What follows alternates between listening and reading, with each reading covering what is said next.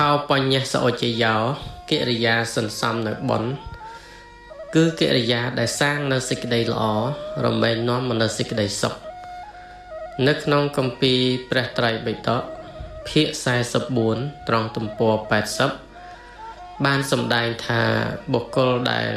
ឲ្យទានរមែងមានអានិសង្ស5យ៉ាង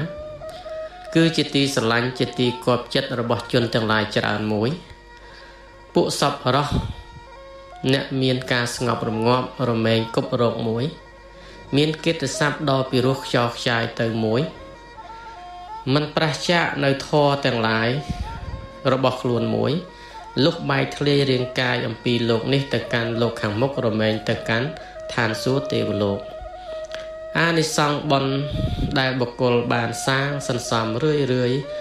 មានចិត្តស្អាតបរិសុទ្ធហើយដោយព្រះសម្មាសម្ពុទ្ធព្រះអង្គទ្រង់ត្រាស់សម្ដែងថាសន្តានាងពុណាតេ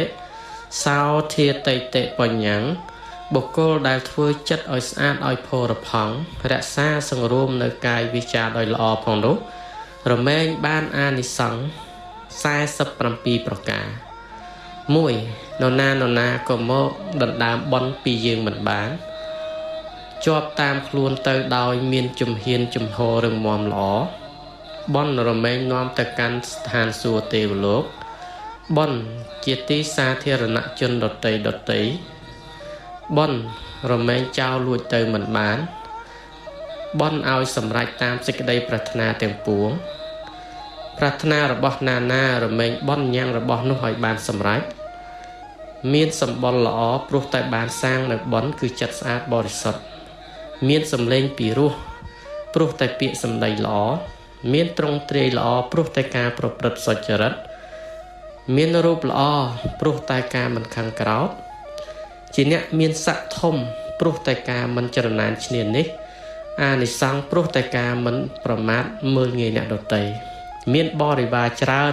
ព្រោះតែជាអ្នកសន្សំនៅសេចក្តីល្អមិនប្រទោសចំពោះជនដទៃជាអ្នកដែលបបួលអ្នកដទៃសាងសេចក្តីល្អរមែងបានជាស្ដេចដោយអានិសង្សបុណ្យក្នុងអនាគតជាតិ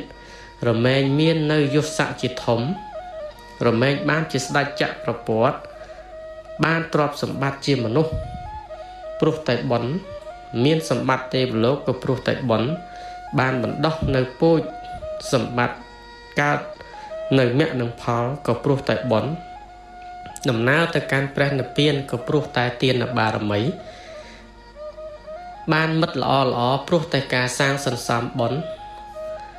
រមែងបាននៅវិមុតតិបាននៅវិជាក៏ព្រោះតែការសន្សំបុណ្យការបែកធ្លាយនៅប្រាជ្ញាភ្លឺថ្លារុងរឿងល្អព្រម